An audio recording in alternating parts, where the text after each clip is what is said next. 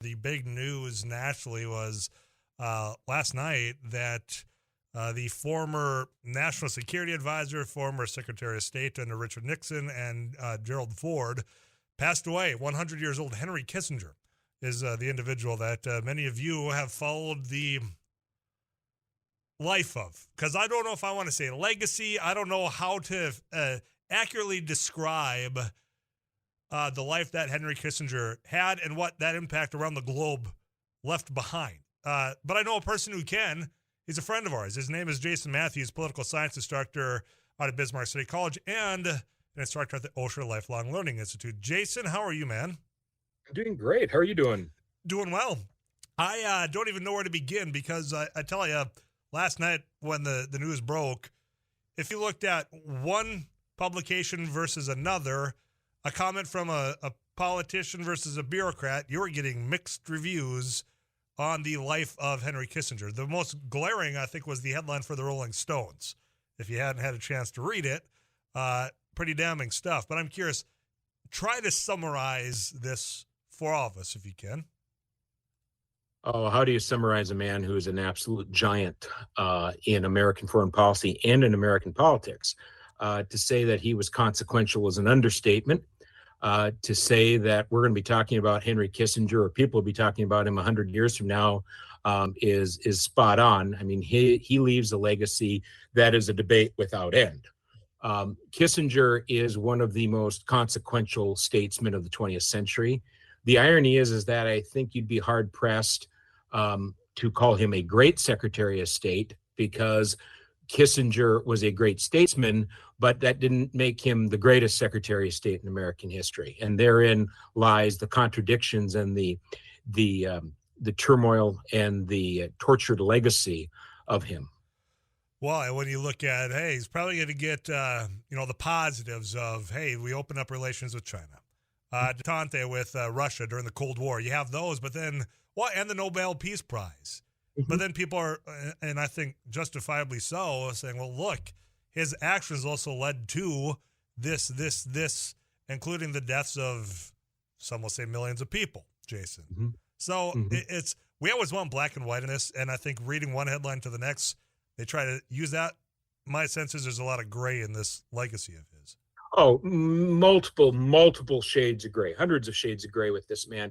I think that in order to understand Kissinger, and I tell everybody this, one of the best political biographies I've ever read, I read earlier this year, as a matter of fact, as somebody who's followed Kissinger, but I figured that it was his 100th birthday this spring. I thought now was as good a time as any to read it. It's by Walter Isaacson, who, of course, is known by primarily his book on his definitive biography on Steve Jobs. But what jumps out in studying the life of Kissinger, and someone who has done that over many years, is there are three things that I think you have to understand about Kissinger.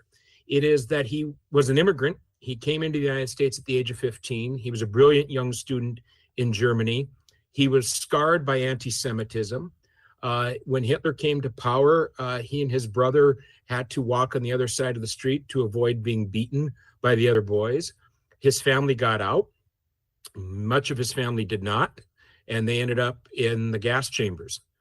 And when he came to the United States at the age of 15, he talked about how he was struck living in New York. They didn't have to walk to the other side of the street. And he fell in love with baseball. And what was very interesting was he brought his parents to baseball games, and he would talk about how you would hear every language being spoken at Yankee Stadium, because it was the immigrant kids telling their parents in their native tongue what was going on, explaining the game. And he curried favor constantly. He was constantly looking for mentors. He was a collector of mentors. And if you really want to understand how he mastered politics, it's in World War II. He started as a private, moved up the ranks quickly, and here he was in his early 20s, and he was already made the commandant of an occupied territory in Germany, and he was charged with denazification. And he didn't use, even though he had absolute authority, he didn't use the powers of arrest. In fact, he took many of these Germans who had been members of the Nazi Party, and he moved them into positions of authority because they were Nazis by virtue of the fact that that's what you had to do in the 1930s in order to exercise power in Germany. They didn't believe in the Nazism. They were bureaucrats that became Nazis. And he looked at it from the standpoint of they know exactly how to make the trains run on time. So there you see that first indication of perhaps Kissinger is amoral or immoral in how he looked at the world. The second thing is very simply, it was realpolitik. It was balance of powers. And that's what you have to see with Kissinger. He saw the world as balances and counterbalances. Everything could be negotiated, pragmatism, maintaining this balance between great powers, which sets him up in conflict with both the liberals and conservatives at that time, because the one thing that always was missing in Kissinger's worldview was that feel for American exceptionalism, that feel for the morality in foreign policy. And again, morality in foreign policy is in the eye of the beholder, but you never heard that. So it's noteworthy that it's not an accident of history that Kissinger leaves the stage in 1977. Jimmy Carter comes on and reasserts human rights as a centerpiece of American foreign policy. Maybe it's because of the time right now and the other international politics and global conflicts. As I'm watching people here react to it, I mean, what's going on in Gaza, for example, you have either you are pro-Palestinian or you are pro-Israeli. There's no understanding that there's nuances here, that gray area. I'm seeing that right now.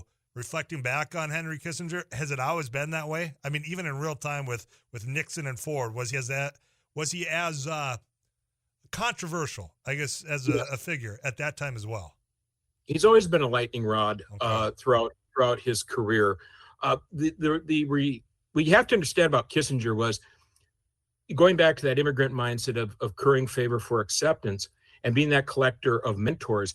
He advised both Democrats and Republicans. In 1968, he had hitched his wagon to Nelson Rockefeller's run for the Republican nomination. He blasted Nixon, did so publicly, but he blasted Nixon privately in the memos that he wrote on foreign policy to Rockefeller. Then he advised Hubert Humphrey, who was Nixon's Democratic rival. In fact, there's every reason to believe that had Humphrey defeated Nixon in 1968, Kissinger would have ended up in the administration of Hubert Humphrey. So political expedientism, being politically expedient comes into play there.